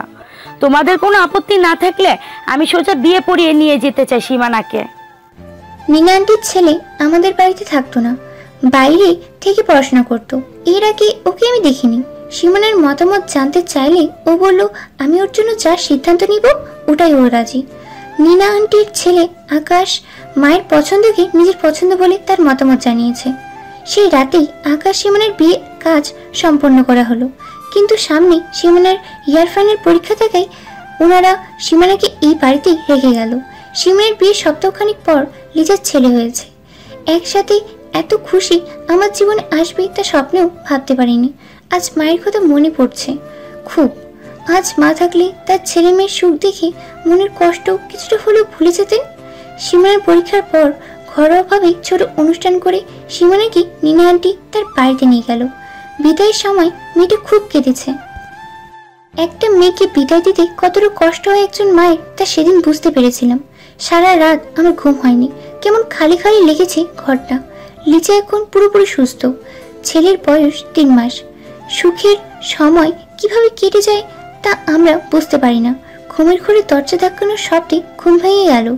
ঘড়ি ঠিক 12টা বাজে। এত রাতে কি? লিজা হবে হয়তো। প্রায় মেহমেদ না ঘুমালে লিজা আমার কাছে দিয়ে যায় ওকে। উঠে দরজা খুলে দেখি কেউ নেই, আর সারা বাড়ি অন্ধকার হয়েছে। আস্তে আস্তে সামনে যেতেই হঠাৎ লাইট জ্বলে গেল, আর সামনে দাঁড়িয়ে থাকা সীমানা, আকাশ, সাগর লিজা হ্যাপি বার্থডে উইশ করছে। আজ আমার জন্মদিন। মা যাওয়ার পর থেকে এই দিনটা কখনো মনে রাখিনি। সারা উঠোন ফুলে সাজানো, সামনে একটা কেক রাখা, নিচে অনেক বেলুন আর ফুলের পাপড়ি পড়ে আছে। ছেলে মেয়েগুলো কখন করলো এসব? সবার সাথে মেহমেদও জেগে। লিজা মেহমেদের হাত দিয়ে আমাকে ফুল দিয়ে কেক কাটতে নিয়ে গেল। কেক কাটাটা শেষ করে সাগর আমায় কোলে মেহমেদকে দিয়ে একটা চেয়ারে বসিয়ে দিল, আর ওরা সবাই আমার সামনে নিচে বসে পড়লো। আমি কিছু বলার আগেই সাগর বলে উঠল, ভাবিমা, আজ তোমার জন্মদিন, তোমাকে দেওয়ার সাধ্য আমাদের নেই। তুমি আমাদের জন্য যা করেছো তার হিসেব সারা জীবন করলেও শেষ হবে না। ভাবিমা, আমরা তোমাকে কিছু দিতে পারবো না, আমরা আজ তোমার কাছে কিছু চাই। কি হয়েছে তোরা সবাই এভাবে? কি চাই বল? তোদের ছাড়া আমার আর কি আছে?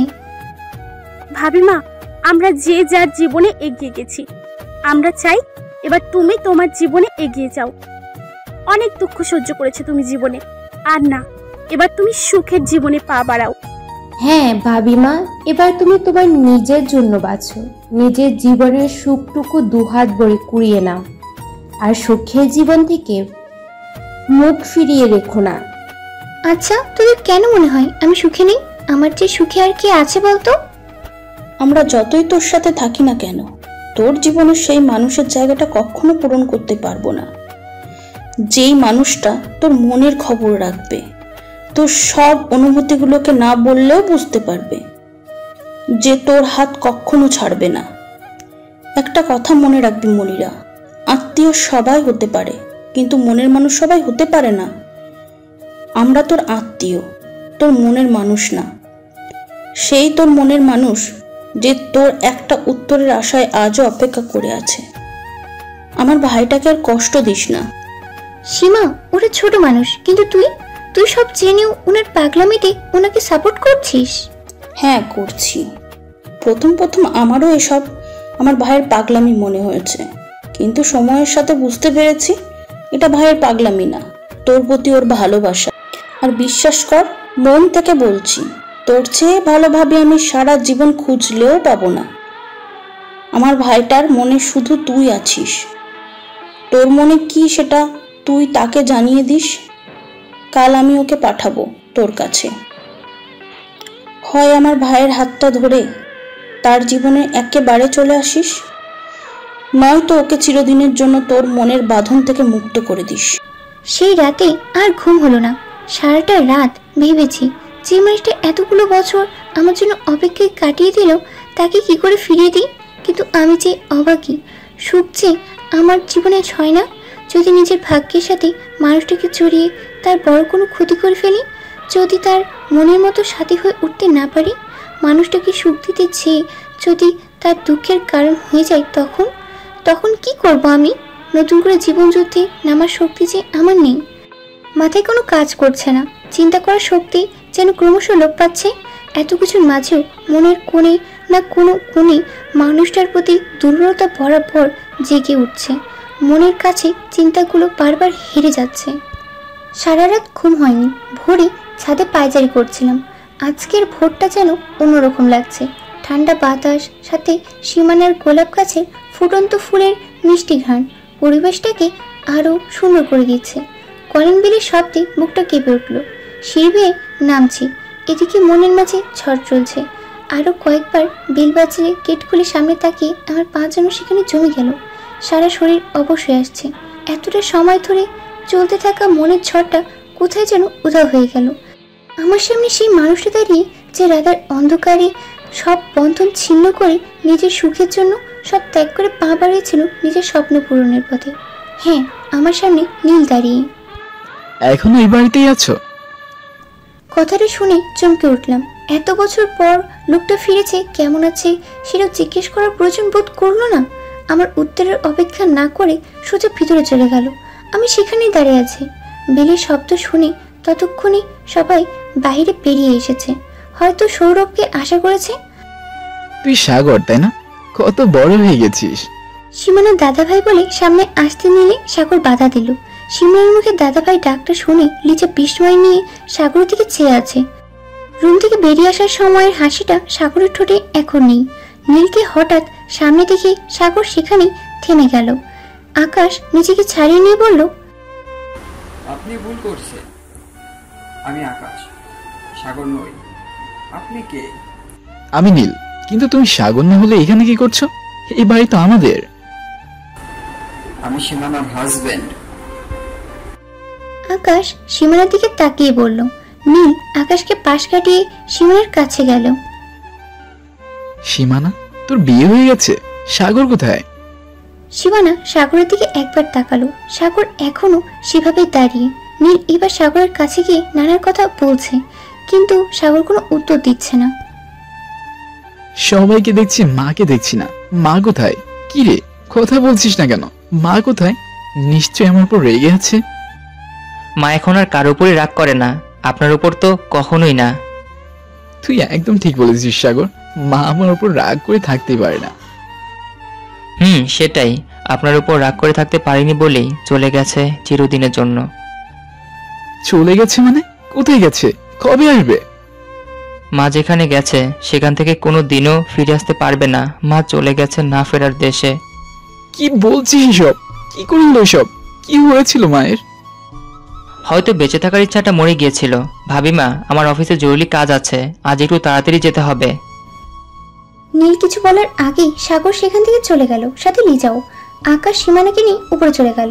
নীল মায়ের রুমে ঢুকলো। আমি রান্নাঘরে গিয়ে দাঁড়িয়ে আছি। কোনো কাজে আমার হাত চলছে না। মনে শুধু একটাই প্রশ্ন ঘুরপাক করছে, সব শেষ হয়ে যাওয়ার পর কেন ফিরে এসেছে নীল? উনি কি নতুন করে কিছু করতে এসেছে, নাকি এতদিনে আমি যা করেছি তা আরও একবার ভাঙতে? ভাবতে ভাবতে হঠাৎ অসাবধানতায় চুলার গরম পাতিলে হাতে ছ্যাঁকা লেগেছে। খুব জ্বলছে। হাতের দিকে তাকানোর আগেই নিচে এসে আমার হাত ধরে টেনে নিয়ে তড়িঘড়ি করে পানির কলের নিচে ধরলো। ভাবিমা, কি করছো? একটু দেখে করবে তো নাকি? দেখো কতটা জায়গায় পড়ে গেছে। যার কপালি পোড়া তার এতটুকু পোড়ায় কিছু হবে না। তুই যা, সাগরকে নাস্তা দিয়ে আয়, নয়তো না খেয়ে বেরিয়ে পড়বে। নাস্তা নিয়ে টেবিলে আসতে দেখি নীল চেয়ারে বসা। আমি টেবিলের উপর পরোটার প্লেটটা রাখতেই নীল বলল, প্লেটটা এদিকে দাও, খুব ক্ষুধা পেয়েছে। ল্যান্ড করেছি সেই কখন, সব ফর্মালিটি পূরণ করতে করতে দেরি হয়ে গেল।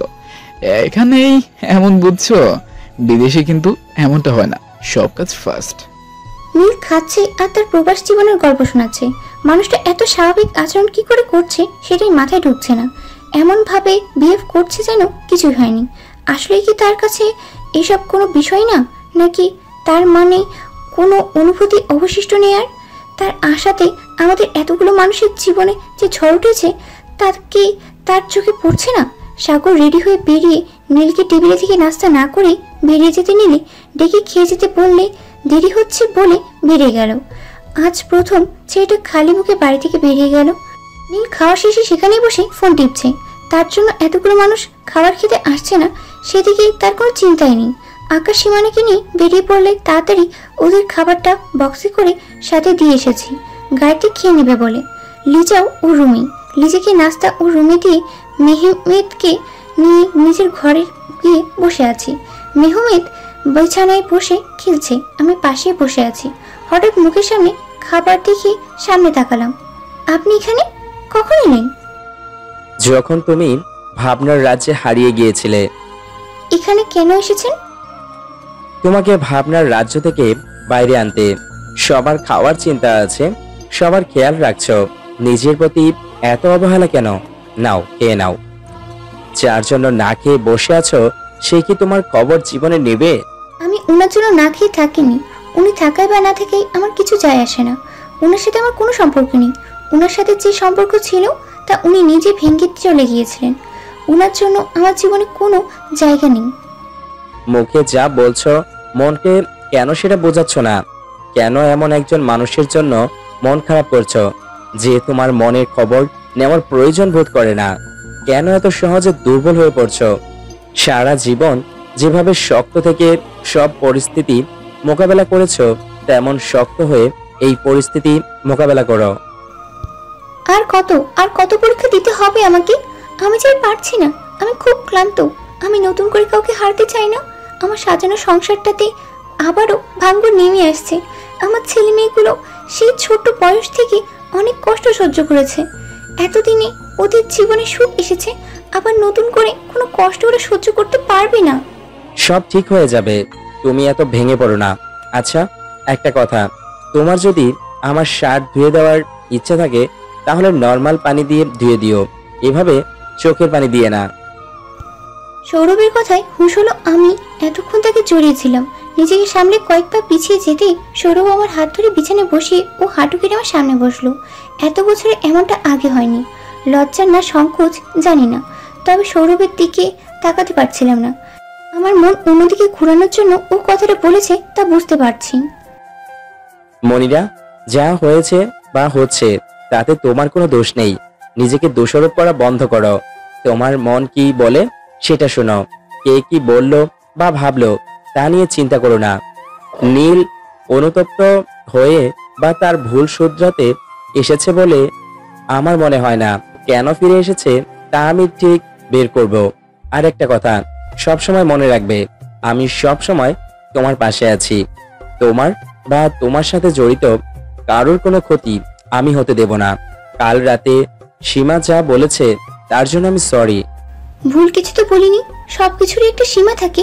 আর কতকাল আপনি অপেক্ষা করবেন? এখন সময় আছে। আমার সাথে নিজের জীবনটা জড়াবেন না। আমার জীবনের সাথে যে জড়িয়েছে শুধু কষ্টই পেয়েছে। আপনাকেও কষ্ট ছাড়া কিছুই দিতে পারবো না আমি। প্লিজ সরে যান আমার জীবন থেকে। সরে যাওয়ার জন্য তো তোমাকে ভালোবাসিনি। তোমার কাছ থেকে দূরে থেকে কষ্ট পাওয়ার চেয়ে বরং তোমার পাশে থেকে কষ্ট পাই। তুমি আমার জীবনে থাকলে আমি সারা জীবন কষ্ট পেতে রাজি। আর যেখানে অপেক্ষার কথা, আমি আমার মৃত্যুর আগ পর্যন্ত তোমার অপেক্ষা করব। আর এর অধিকার আমি চাইব। কেন বুঝতে পারছেন না? আমি সব বুঝতে পারছি। তুমি শুধু একবার আমায় বোঝো। তোমার চোখে আমি আর পানি দেখতে চাই না। একদম কাঁদবে না। দেখো, আমাদের বোরিং কথাবার্তা শুনে মেহমানদের ক্ষুধা লেগে গেছে, তাই বেচারা নিজের খাওয়া শুরু করে দিয়েছে। আমি সেই কখন থেকে বলছি তুমি খাচ্ছ না, এবার তো খাও প্লিজ। সৌরভ মেহমেদের হাত দিয়ে আমার মুখে খাবার ধরলো। আমি মেহমেদের হাত থেকে খাবার মুখে নিতেই মেহমেদ কান্না শুরু করলো। সৌরভ আমার দিকে তাকালো। এই করুণ মুখটা দেখে আমি না হেসে পারলাম না। মেহমেদ সামনে যা পায় তাই মুখে দেয়। হাত থেকে কিছু নিয়ে নিলেই কান্না শুরু করে। মাঝে মাঝে মনে হয় এই মানুষটার কাছে কোনো জাদুর কাঠি আছে যা ঘুরিয়ে মুহূর্তে সব ঠিক করে দেয়। সন্ধ্যার পর সাগর উঠোনের কোণায় বসে ল্যাপটপে কাজ করছে। পাশে বসেই মেহমেদ খেলছে। লিচা আমার সাথে রান্না করে। নীল এসে সাগরের চেয়ারের পাশে বসলো। তুই নাকি চাকরি করিস? এই যুগে চাকরির টাকা দিয়ে সংসার চলে? আমার মতো তোর চাকরি বাদ দিয়ে কোনো ব্যবসা করা উচিত। একটা ছেলে আছে, তার ভবিষ্যতে কথা ভাববি না? আমার চাকরির টাকায় আমার সংসার ভালোই চলছে। টাকার পেছনে ছুটতে গিয়ে সম্পর্কগুলোকে নষ্ট করতে চাই না। আর আমার সন্তানকে আর কিছু না দিতে পারলেও এই শিক্ষাটা অবশ্যই দিয়ে যাব, যাতে সে নিজের স্বার্থের জন্য তার আপনজনদের ত্যাগ না করে। সাগর, তুই ছোটবেলায় আমাকে দাদাভাই বলে ডাকতি আর তুমি করেই বলতি। ছোটবেলার সব কথা মনে থাকে না, আর কিছু স্মৃতিও ভোলা যায় না। রাতে খাবার টেবিলে সাগরকে খাবার দিচ্ছি, এমন সময় নীল এসে খেতে বসলো। সাগর চুপচাপ খাচ্ছে। সাগর, আমি ভাবছি আমি আর কাতার যাবই না, এখানেই থাকবো। তুই কি বলিস? আপনি কি করবেন সেটা সম্পূর্ণ আপনার ইচ্ছা, আমি কি বলবো? সেটা তো বুঝলাম, কিন্তু এখানে কি করব সেটা বুঝতে পারছি না। তোর চাকরির টাকায় আমি কতদিন খাবো? তোকে বললাম একটা বিজনেস কর, কিন্তু তুই তো শুনলি না। লিজা, কতবার বলেছি তরকারিতে লবণ কম দিতে? লবণ দিয়ে তো পুরো তেতো বানিয়ে রেখেছো। এই ছোট্ট একটা জিনিস খেয়াল রাখতে পারো না? সাগরের রাগের কারণটা আমি এবং লিজা দুজনে বুঝতে পেরেছি। লিজা নিচ থেকে প্লেটের ভাঙা টুকরোগুলো তুলতে নিলে ওকে ইশারায় সাগরের কাছে যেতে বললাম। সেটা রেগে আছে, ওকে সামলানো প্রয়োজন। আমি নিচ থেকে কাচের ভাঙা টুকরোগুলো তুলে চলে আসতে নিলে নীল বলল, আরে সাগর, এমন করলো কেন? লবণ তো ঠিকই আছে, তেতো হয়নি তো। কিছু কিছু মানুষের আগমন আমাদের পুরো জীবনটাকে তেতো করে দেয়, তখন সবকিছুই তেতো মনে হয়। আমি কিছুতেই বুঝি না এত অবুঝ মানুষ কি করে হয়। উনি সত্যি বুঝতে পারছে না নাকি জেনে বুঝে সব করছে? ভাবিমা, আয় বস। সাগর, আমি জানি তুই রেগে আছিস, তারপরে বলবো এভাবে মাথা গরম করিস না। যতদিন না জানা হচ্ছে ওনার ফিরে আসার কারণ, ততদিন একটু সহ্য কর। তুমি বুঝতে পারছো না ও কেন ফিরে এসেছে? ও নতুন করে আবার আমাদের জীবনটা নষ্ট করতে এসেছে। ওকে দেখলেই আমার মাথাটাকে ঠিক রাখতে পারি না। ওকে দেখলেই আমাদের জীবনের সব দুঃখ কষ্ট আমার চোখের সামনে ছবির মতো ভেসে ওঠে। ওই লোকটাকে আমি জীবনেও মাফ করব না। ওর কারণে আমরা আমাদের মাকে হারিয়েছি। ভাগ্যের জোরে তোমাকে পেয়েছি আমাদের জীবনে, নয়তো আমরা দুই ভাই বোন কোন স্রোতে কবে ভেসে যেতাম। আর তোমার প্রতি যে অন্যায়ও করেছে তার জন্য ওকে কঠিন শাস্তি পেতে হবে। আমার তো ওকে খুন করতে মন চায়। এসব ফালতু চিন্তা একদম মাথায় আনবি না। কর্মের ফল সবাইকে ভোগ করতে হবে। সবকিছু আমাদের হাতে নেই। মনে কর এটাও আমাদের ভাগ্যে ছিল। এত কিছু সহ্য করেছিস, আর একটু সহ্য কর। ভাবিমা, তুমি কি করে এত কিছুর পরেও লোকটাকে মাফ করে দিলে? কে বলেছে আমি ওনাকে মাফ করে দিয়েছি? সবকিছুর জন্য মাফ করতে পারলেও মায়ের কষ্টের জন্য কখনো মাফ করতে পারবো না। বাড়িতে আসলে মানুষ তো কুকুর বিড়ালকেও অভুক্ত রাখে না। উনি তো মানুষ। অনেক রাত হয়েছে, মেহমেদ ঘুমিয়ে গিয়েছে। যা, ওকে নিয়ে যা। উপরের ঘরটাতে অনেক আগে থেকেই দম আটকে আসতো, এখনই বাড়িটাতেই কেমন যেন দম বন্ধ হয়ে আসে। একটা মানুষ চাইলে কত সহজে তার আশেপাশের মানুষের জীবনে প্রভাব ফেলতে পারে তা নীলকে দেখার আগে বুঝিনি। হঠাৎ নিজের ইচ্ছায় সব ছেড়ে চলে গেল। তার সাথে জড়িত কয়েকটা মানুষের জীবন পুরো পাল্টে গেল। আজ আবার নিজ ইচ্ছায় ফিরে এসে আবার মানুষগুলোর জীবন পাল্টে দিচ্ছে। খুব সুন্দর করে গুছিয়ে রেখেছে সবকিছু। ছাদের মুক্ত বাতাসে দমবন্ধ ভাবটা কিছুটা কমতে শুরু করেছিল। এর মাঝে নীলের উপস্থিতি ভালো লাগাটাকে নিমিষেই গায়েব করে দিল। তার সাথে কথা বলার একটু ইচ্ছা আমার হচ্ছে না। তাকে পাশে কাটিয়ে কিছুটা আসতেই পিছন থেকে আবারও নীল বলল, মনিরা, আমার ভুলগুলো ভুলে গিয়ে আমাকে আর এটা সুযোগ দেওয়া যায় না? যেভাবে সবার জীবনে তুমি গুছিয়ে দিয়েছো, তেমনি আমার অগোছালো জীবনটাও গুছিয়ে দাও। আমাদের সম্পর্কটাকে আরেকটা সুযোগ দেওয়া যায় নাকি? পারবে না আমায় ক্ষমা করতে? কোন সম্পর্কের কথা বলছেন? আপনার আর আমার মাঝে কখনো কোনো সম্পর্ক ছিল? যদি থাকতো তবে এত সহজে তা ভেঙে দিতেই পারতেন না। সম্পর্ক কাচের মতো হয়, একবার ভেঙে গেলে তা যত নিখুঁতভাবে জোড়া লাগানো হোক না কেন, ভাঙনের দাগ থেকেই যায়। সেই দাগে সামান্য আঘাতেই তা আবারও ভেঙে যায়। আমি জানতাম তোমার উত্তর নাই হবে। জানতেনি যখন তোমার প্রশ্ন করলেনি বা কেন? তোমার ভালোবাসার গভীরতা মাপতে। ভালোবাসার ওজন বা গভীরতা পরিমাপ করা যায় না, অনুভব করতে হয়। তোমার প্রেমিক জানে যে তুমি কখনো তাকে পিতা হওয়ার সুখ দিতে পারবে না। লোকটার কথাই আমার পা থেমে গেল। আমার উত্তরের অপেক্ষা না করে নীল আবার বলতে লাগলো, বলছি বিয়েটি হওয়ার আগে জানিয়ে দেওয়া ভালো, পরে জানলে প্রবলেম হতে পারে। কি প্রবলেম হবে? আমাকে ছেড়ে চলে যাবে? আপনি তো বিয়ের আগেই জেনেছিলেন, তাহলে আপনি চলে গিয়েছিলেন কেন? সবাইকে নিজের মতো ভাবা বন্ধ করুন। আর হ্যাঁ, সৌরভ আমার প্রেমিক না, আমার হবু স্বামী। তার মানে বিয়েটা করছো? যাক, তোমার বিয়েটা খেয়েই তাহলে কাতার ফিরবো ভাবছি। অনেকদিন বাংলাদেশে বিয়ে খাইনি। একটা বিষয় খেয়াল করেছো? যদিও বিয়েটা আমার সাথেই হয়েছিল, তাও আমি বাংলাদেশে শেষে তোমার বিয়ে খেয়েছিলাম, আর এত বছর পর আবার তোমার বিয়েই খাবো। আমি বোধহয় পৃথিবীর প্রথম পুরুষ যে নিজের এক্স ওয়াইফের বিয়ে নিয়ে এতটা এক্সাইটেড। এই লোকটার মাঝে আবেগ, অনুতাপ, প্রায়শ্চিত্ত কোনো অনুভূতি নেই। একটা মানুষ কি করে এতটা নীচ হতে পারে? আপনি কতটা নীচ তা জানতাম, কিন্তু এতটা মনুষ্যত্বহীন তা জানতাম না। আপনার লজ্জা করে না এসব বলতে? এত কিছুর পরেও আপনার মনে কোনো অনুতাপ, কোনো আক্ষেপ, কোনো অনুশোচনা নেই? কি করে পারেন এতটা স্বার্থপর হতে?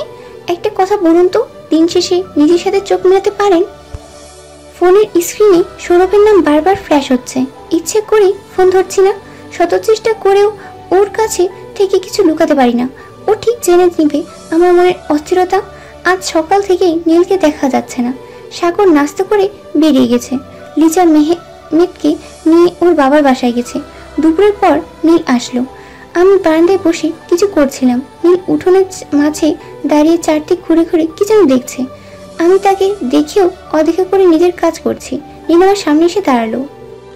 জানো আজকের বাজারে এই বাড়িটার মূল্য কত? প্রায় কোটি টাকা। তোমরা কেন যে এইরকম একটা আদিকালে বাড়িতে পড়ে আছো বুঝি না। এই ভাঙাচোরা বাড়িটা বিক্রি করে ভালো একটা জায়গায় বাড়ি করতে পারো তো।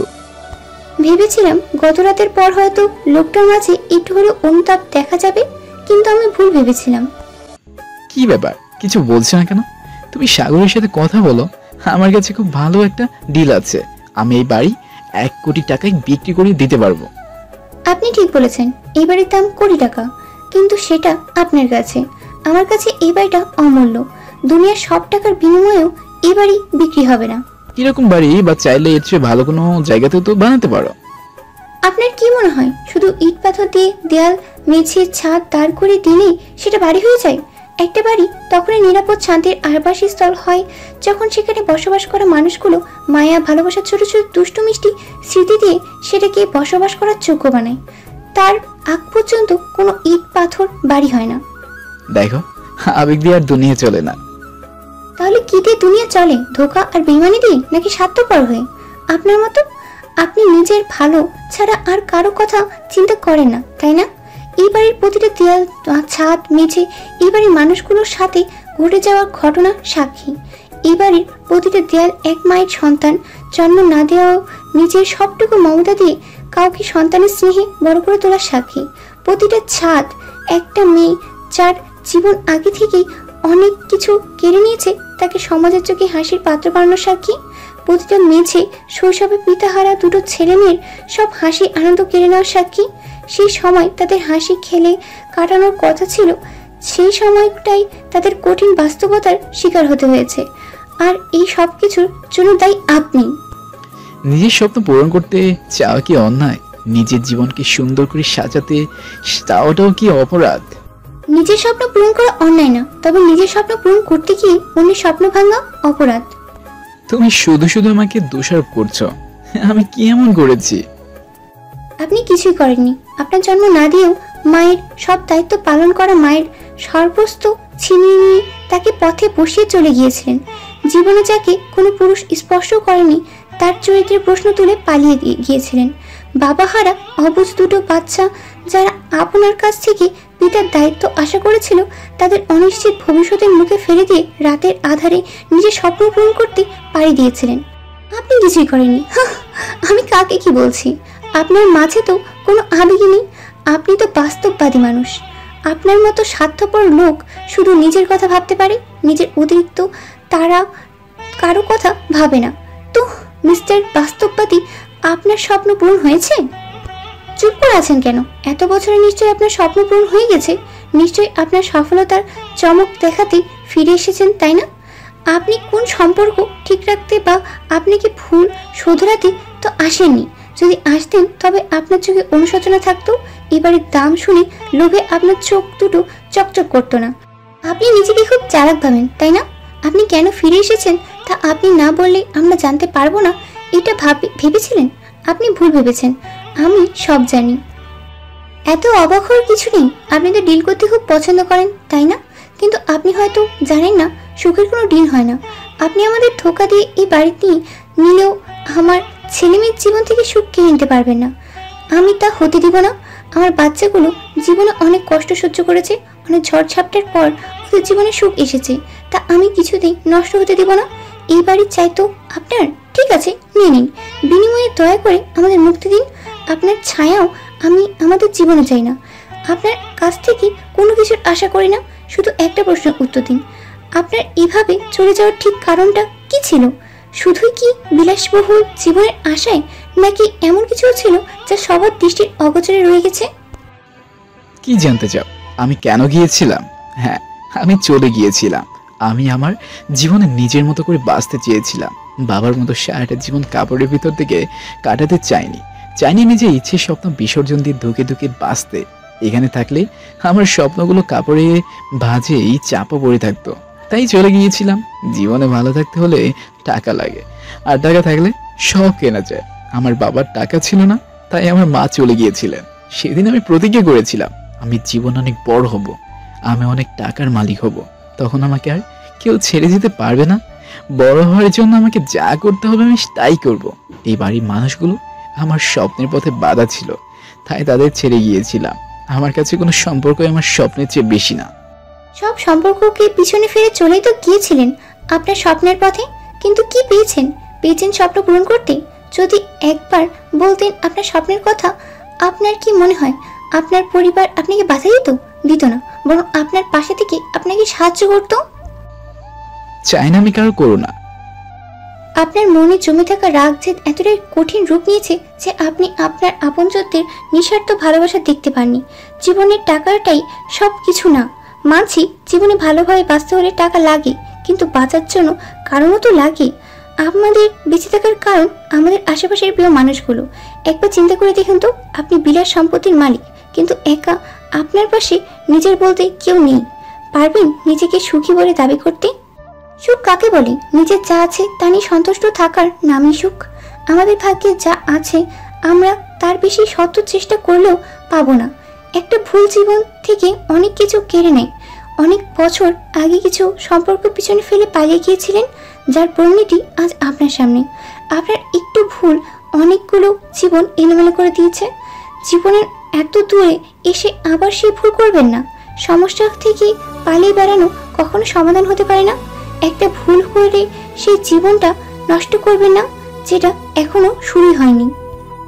নীল চুপচাপ আমার কথা শুনে নিজের রুমে গিয়ে দরজা বন্ধ করে দিল। সারা রাত নীলের রুমের দরজা বন্ধ ছিল। পরদিন সকালে দরজা নক করলাম, কিন্তু কোনো সাড়া শব্দ নেই। দরজায় ধাক্কা দিতেই খুলে গেল। সামনে চোখ পড়তেই দেখলাম নীলের রুমে ঢুকে দেখি নীল রুমে নেই। ফ্যান চলছে, ফ্যানের বাতাসে কতগুলো কাগজ সারা রুমে ছড়িয়ে ছিটিয়ে আছে। ফ্যানটা বন্ধ করে কাগজগুলো করে নিয়ে টেবিলে রাখতে গিয়ে একটা কাগজ দেখতে পেলাম। হাতের কাগজগুলো টেবিলে রেখে পাশের কাগজটা হাতে নিয়ে দেখি নীলের লেখা চিঠি। ঠিক এমন একটা চিঠি বহু বছর আগে পেয়েছিলাম। সেই চিঠির প্রতিটা কথা এখনো মনে আছে আমার। আর লেখাটাও চিনতে একটুও কষ্ট হয়নি। মানুষটা আবারও পালিয়ে গেছে, কিন্তু কেন যেন এবার মানুষটাকে পালানোতে আগেরবারের মতো কোনো কষ্ট হচ্ছে না, বরং ভালো লাগছে। চিঠিটা রেখে কুড়িয়ে নেওয়া কাগজগুলো গুছিয়ে রাখতে রাখতে মনে একটা কথাই চলছিল।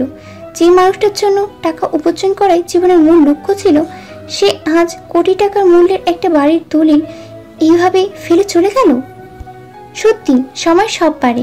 জীবন থেকে আরো 5টা বছর চলে গেছে, তবে এই 5টা বছর যেন তাড়াতাড়ি শেষ হয়ে গেছে। কেউ ঠিকই বলেছে, ভালো সময় দ্রুত পার হয়ে যায়। নীলের যাওয়ার 5 বছর কেটে গেছে। কোথায় গেছে তা জানলেও কেমন আছে তা জানি না, জানার চেষ্টাও করি না। সেদিন রাতে সৌরভ ফোনে না পেয়ে বাসায় চলে আসে। নীলের সম্পর্কে খোঁজ নিয়ে যা জানতে পেরেছে সব আমাকে জানায়। নীল কিছুদিনের মাঝেই খুব ভালো কাজ পায় আর ভালো টাকাও কামাই করে। নিজের কিছু টাকা জমিয়ে নিজে বিজনেস করতে চায়। তার জন্য কিছু লোকের আজ থেকে টাকা ধার নিয়ে কিছু সময়ের জন্য নীলের বিজনেস ভালো চলছিল। যে লোকটা নীলকে সেখানে নেওয়ার ব্যবস্থা করে সেই নীলের সাথে নীলের বিজনেসের পার্টনার হয়। একসময় সেই লোকটা অনেক টাকা নিয়ে পালিয়ে যায়। যারা নীলের কাছ থেকে টাকা পেত তারা টাকা চাইলে নীল সময় নেয়, কিন্তু সময়ের পরেও পরিশোধ করতে পারে না। তখন পাওনাদারেরা নীলের বিরুদ্ধে মামলা করে। নীল কিছুদিন লুকিয়ে থেকে সুযোগ বুঝে এখানে পালিয়ে আসে। ওখানে নীলের স্ত্রীকে ওরা বিভিন্নভাবে টাকার জন্য হয়রানি করেছে। নীলের স্ত্রী 4 মাসের অন্তঃসত্ত্বা, প্রকৃতি বড্ড পশান, সে তার প্রতিশোধ নিয়ে নেয়। এক সময় নীল কারো বিশ্বাস ভেঙেছিল, আজ কেউ নীলের বিশ্বাস ভেঙে ওকে পথে বসিয়ে গেছে। প্রকৃতি যখন কিছু ফিরিয়ে দেয়, সুদের সময় দেয়। নীল যা করেছে তাতে তাকে ক্ষমা করা যায় না, কিন্তু যাকে নিয়তি এত বড় শাস্তি প্রথম থেকেই দিয়ে রেখেছে তাকে নতুন করে আমি আর কি শাস্তি দেব? নীলকে আমি ক্ষমা করে দিয়েছি সৌরভের কাছে সব শোনার পরে, কিন্তু সেদিনে নীলকে তার ভুলগুলো ধরে দেওয়া খুব প্রয়োজন ছিল। নীল একই ভুল আবার করতে যাচ্ছিল। নিজের স্ত্রী অনাগত সন্তানকে রেখে পালিয়ে এসেছিল নিজে বাঁচতে।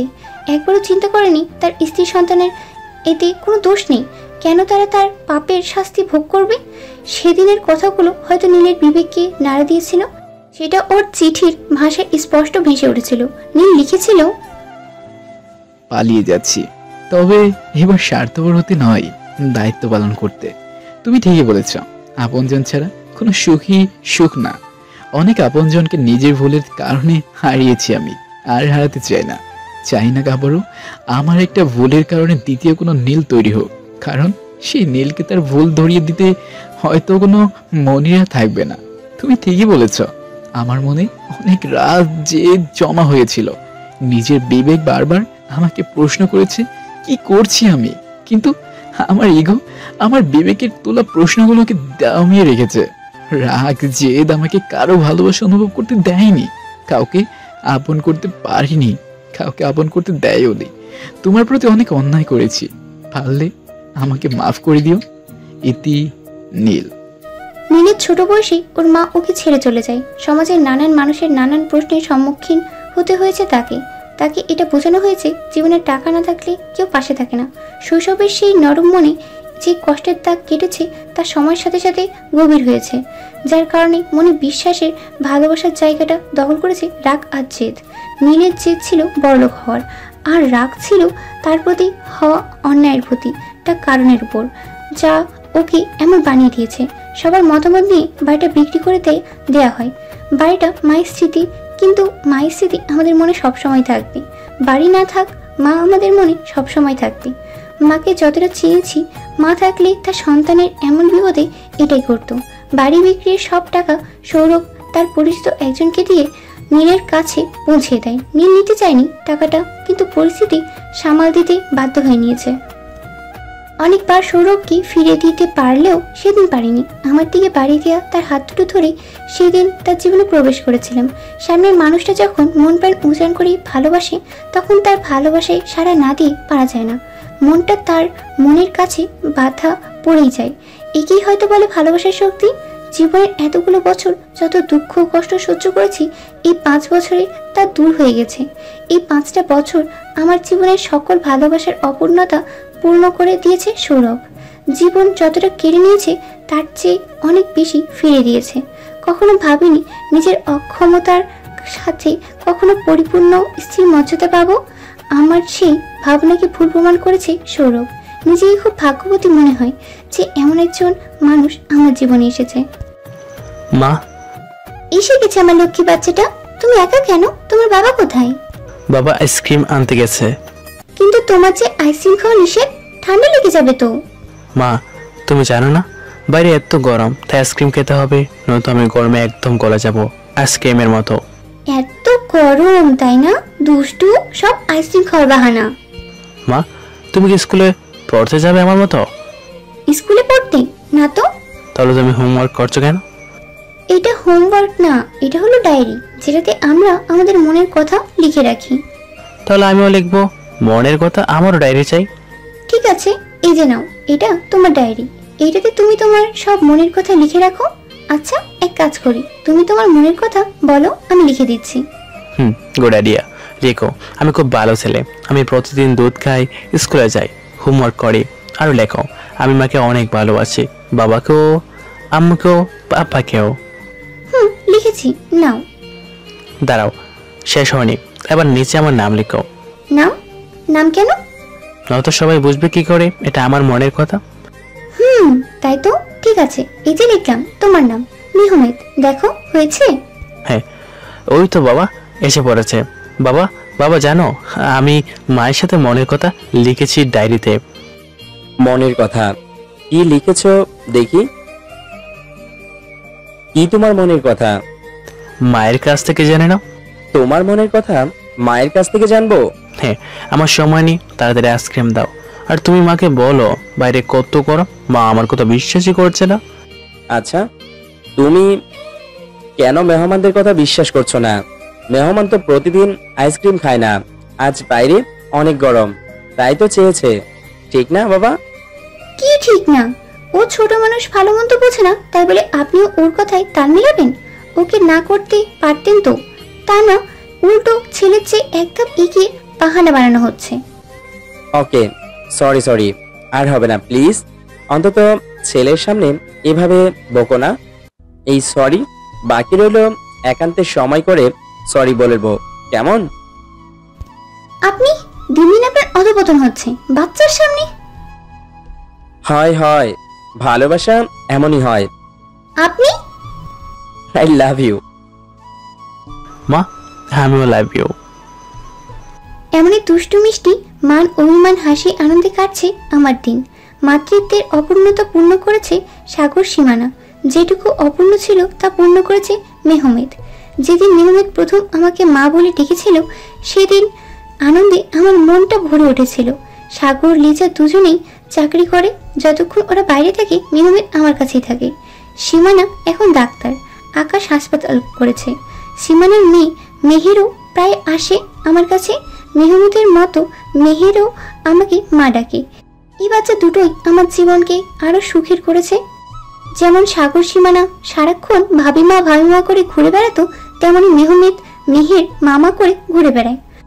আগের মতো প্রতি শুক্রবারে আমার এই ছোট্ট সংসারে চাঁদের হাট বসে। সাগর, লিজা, আকুয়ার, সীমানা, সীমা, ওর বাচ্চারা সবাই একসাথে হাসি আনন্দে দিনটা কাটায়। পরদিন আবার যার যার ব্যস্ত জীবনে সবাইকে ফিরে যেতে হয়। এর মাঝে একদিন সৌরভের প্রবাসী কোনো বন্ধু আসলে তার মুখে নীলের কথা শুনেছি। এখন সে খুব ভালো আছে, নীলের মেয়ে হয়েছে, আর মেয়ের নাম মায়ের নামে মমতা রেখেছে। আমার এই ছোট্ট সংসারে কিছু জিনিসের অভাব থাকলেও ভালোবাসার কোনো অভাব নেই। দিন শেষে ভালোবাসার মানুষটার বুকে মাথা রেখে জীবনে কি হারিয়েছি আর কি পেয়েছি তার হিসাব করলে যা হারিয়েছি তার অনেক ঊর্ধ্বে থাকে পাওয়ার হিসাবটা। যাকে পেয়েছি তার সাথে এভাবে কাটতে চাই বাকি জীবনটা। জীবনের কাছে এখন একটাই চাওয়া, শেষ নিঃশ্বাসটা যেন এই মানুষটার বুকেই ত্যাগ করতে পারি।